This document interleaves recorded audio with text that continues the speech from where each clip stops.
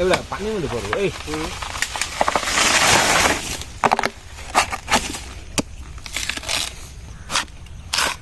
না।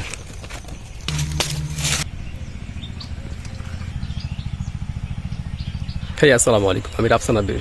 সবাইকে স্বাগত জানাচ্ছি নতুন একটি ভিডিওর মাঝে। যাই হোক, আমরা সচরাচর তালের রস বা খেজুর রস খেয়ে থাকি। ইনফ্যাক্ট খেজুরের রস আমার অত্যন্ত প্রিয় একটি খাবার।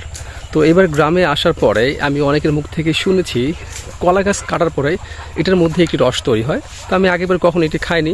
আজকে আমরা এই এক্সপিরিয়েন্সটা নিব। তো ভাবলাম অনেক ক্যামেরায় নেই, অডিয়েন্সদের সাথে বিষয়টা শেয়ার করি। তো এখন আমরা যাবো অ্যান্ড কলা গাছটা কাটবো, দেখবো আদৌ কেটে থেকে রস হয় কিনা, অ্যান্ড সেটা খাওয়ার উপযোগী কিনা।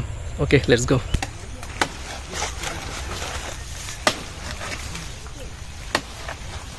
এগুলা পানির মধ্যে পড়বো এই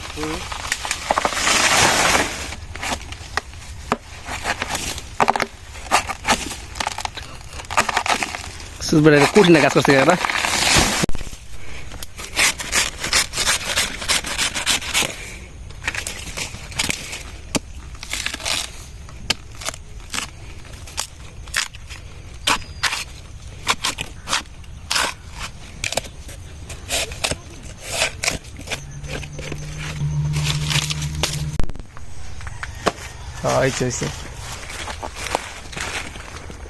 সো আমাদের মোটামুটি কাজ করা শেষ হয়ে গেছে। এটা মোটামুটি একটা হাউস টাইপের করছি। এটা এখন এভাবেই থাকবে। এখন আমরা চলে যাবো বাসায়।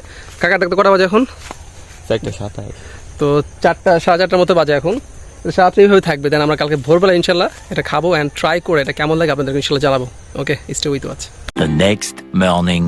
ভেবেছিলাম একেবারে ভোরবেলা যাবো আর কি, ফার্স্ট আওয়ারে, বাট ঘুম ভাগে নাই, দ্যাটস যেতে পারি নাই।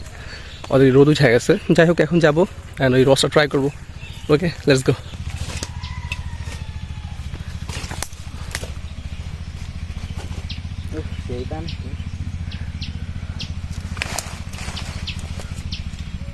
মাত্র হচ্ছে কলা গাছে যে পাতাটা দিয়ে গেছিলাম ঢাকনা হিসেবে, সেটা উঠাইলাম। কারণ এটা দেখে আমি রীতিমতো অবাক, সিরিয়াসলি। আল্লাহর কি নেয়ামত, আলহামদুলিল্লাহ। একেবারে পুরোটা হাউস, মানে গাছের গোড়াটা পানিতে পুরো ভরে গেছে। আমি কনফিউজ ছিলাম যে আদৌ কি রস আসবে কিনা, বাট পুরোটা ভরে গেছে আলহামদুলিল্লাহ। কারণ এই পানিটা এত পরিমাণ ঠান্ডা, মাশাআল্লাহ। তো এখন আমরা ট্রাই করবো। ওকে,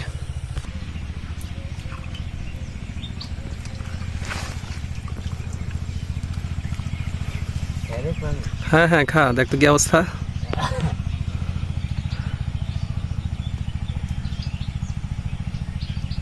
কেমন লাগে? আগে কখন এটা ট্রাই করছিস তুই? আজকে ফার্স্ট টাইম?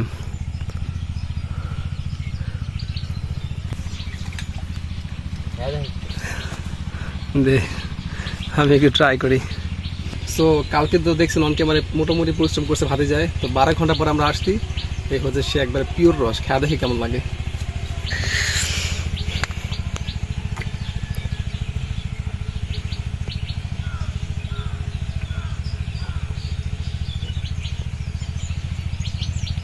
পানিটা একেবারে ঠান্ডা, বাট মানে তিতাও না, মিষ্টি না, কোনো স্বাদই পাইলাম না।